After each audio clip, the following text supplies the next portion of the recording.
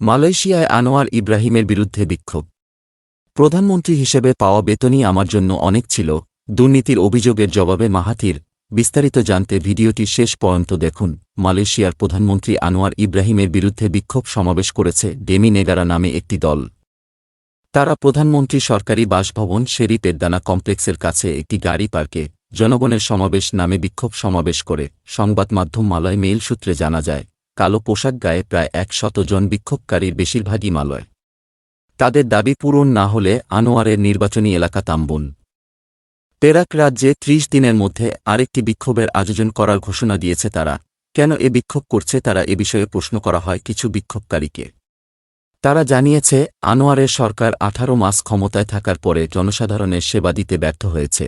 তাদের দাবিগুলো হল ডিজেল ও গ্যাসের দাম কমানো, দাম না বাড়িয়ে স্থানীয় চালের সরবরাহ করা এবং চাষিদের দুর্দশা থেকে রক্ষা করা, অবদানকারীদের কর্মচারী ভবিষ্যৎ তহবিল ইপিএফ থেকে টাকা উত্তোলনের অনুমতি ফিরিয়ে দেওয়া, জীবনযাত্রার ব্যয় বৃদ্ধি কমানো, জনস্বাস্থ্য কর্মীদের অধিকার রক্ষা করা ও স্বাস্থ্যসেবার অবকাঠামো উন্নত করা এবং জনস্বাস্থ্য সেবার বেসরকারীকরণ বাতিল করা।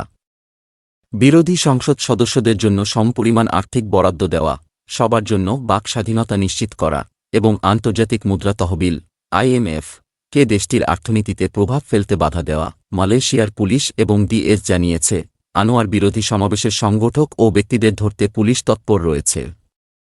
প্রধানমন্ত্রী হিসেবে পাওয়া বেতনই আমার জন্য অনেক ছিল, দুর্নীতির অভিযোগের জবাবে মাহাথির। মালয়েশিয়ার সাবেক প্রধানমন্ত্রী মাহাথির মোহাম্মদ দুর্নীতির অভিযোগ অস্বীকার করেছেন। বর্তমান প্রধানমন্ত্রী আনোয়ার ইব্রাহিমের দিকে ইঙ্গিত করে তিনি বলেছেন, আমার বিরুদ্ধে অর্থ আত্মসাতের প্রমাণ থাকলে তা আদালতে পেশ করুন।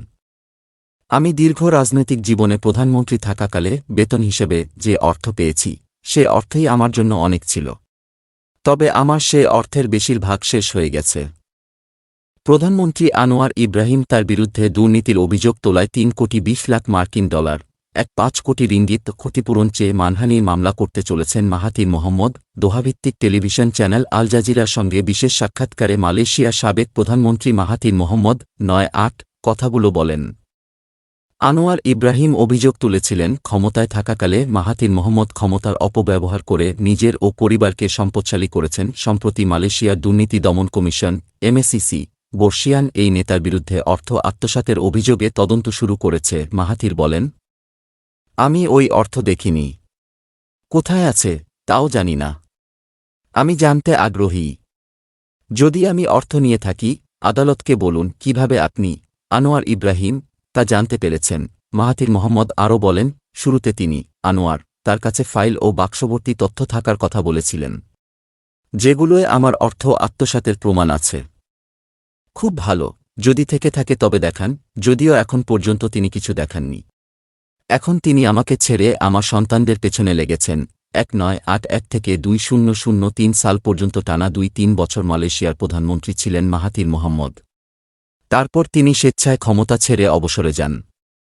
অবসর থেকে ফিরে নিজ দলের বিরুদ্ধে গিয়ে বিরোধী দলের হয়ে ২০১৮ সালে তিনি আবার নির্বাচন করে প্রধানমন্ত্রী হন এবং ২০২০ সাল পর্যন্ত দায়িত্ব পালন করেন।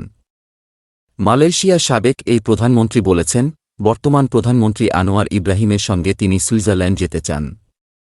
ওই দেশের কোনো ব্যাংকের হিসাবে তিনি তার আত্মসাৎ করা অর্থ গচ্ছিত রেখেছেন বলে অভিযোগ উঠেছে। মাহাথির বলেন, যদি আমরা এমন কোনো ব্যাংক খুঁজে পাই তবে আমি সব অর্থ তুলে দেশবাসীকে দিয়ে দেব। মাহাথির মোট ২-৫ বছর মালয়েশিয়ার প্রধানমন্ত্রী ছিলেন এবং এই সময় তিনি যে বেতন পেয়েছেন শুধু সেই অর্থই তার কাছে ছিল বলে দাবি করেন। বলেন, পরে নির্বাচন করতে গিয়ে সেই অর্থ খরচ হয়ে গেছে। মাহাথির বলেন, ১৯৮১ সালে তিনি যখন প্রথম প্রধানমন্ত্রী হন তখন তার বেতন ছিল ১৭০০ মার্কিন ডলার ৮,০০০ রিঙ্গিত এবং ক্ষমতা ছাড়ার সময় ছিল ৪,২৪০ ডলার ২০,০০০ রিঙ্গিত। সাবেক এই প্রধানমন্ত্রী বলেন, প্রধানমন্ত্রী থাকাকালে পাওয়া বেতনই আমার জন্য অনেক বেশি অর্থ ছিল। আমাকে বাড়িচালক সহ গাড়ি দেওয়া হয়েছিল। সরকার থেকে আমার বিদ্যুৎ পানির বিল দেওয়া হতো। আমাকে কোনো কিছুর জন্য অর্থ খরচ করতে হতো না, এমনকি উড়োজাহাজ ভাড়াও দিতে হতো না। প্রধানমন্ত্রী হিসেবে সরকার থেকে সব সুবিধা পেতাম। ২-৯ বছরের বেশি সময় ধরে তাই আমি বেতনের অর্থ সঞ্চয় করতে পেরেছি। মাহাথির মোহাম্মদ আরও বলেন, প্রধানমন্ত্রী পদ ছাড়ার পর সরকার থেকে তাকে পুত্রাজায়ে বিনামূল্যে ৫ একর জমি দেওয়ার প্রস্তাব দেওয়া হয়েছিল। তিনি ১,০০,০০,০০০ রিঙ্গিতে $2,01,২০০০ সেই জমি কিনে নিয়েছেন। সরকারি রেকর্ড আছে। আমি কখনো সরকার থেকে ফ্রি একটি পয়সাও নিইনি। সাবেক এই প্রধানমন্ত্রী বলেন, তার বিরুদ্ধে দুর্নীতির অভিযোগ তুলে খুব বেশি সুবিধা করতে না পেরে আনোয়ার ইব্রাহিম এখন তার বড় দুই ছেলে মিরজান মাহাথির ও মগজানি মাহাথিরের পেছনে লেগেছেন। ১৯৯০-এর দশকে প্রধানমন্ত্রী মাহাথিরের উপপ্রধানমন্ত্রী ছিলেন আনোয়ার। মাহাথিরের অভিযোগ অস্বীকার করে বলেছেন, তিনি রাজনৈতিক প্রতিদ্বন্দ্বীদের বিরুদ্ধে আইনি জটিলতায় জড়ান না। মাহাথিরের বিরুদ্ধে চলমান তদন্তে তিনি কোনো ধরনের হস্তক্ষেপ করছেন না। গত জানুয়ারিতে মালয়েশিয়ার দুর্নীতি দমন কমিশন এমএসিসি মিরজান ও মগজানিকে প্যান্ডোরা ও পানামা পেপারস ফাঁসের পর তাদের সম্পদের হিসাব দেখাতে বলেছিল। এর ৩ মাস পর এপ্রিলে এমএসিসি জানায়, তারা মাহাথিরের বিরুদ্ধে দুর্নীতির অভিযোগে তদন্ত করছে। মাহাথির দাবি করেন, তিনি ক্ষমতায় থাকাকালে তার ছেলেদের ব্যবসা করতে নিষেধ করেছিলেন।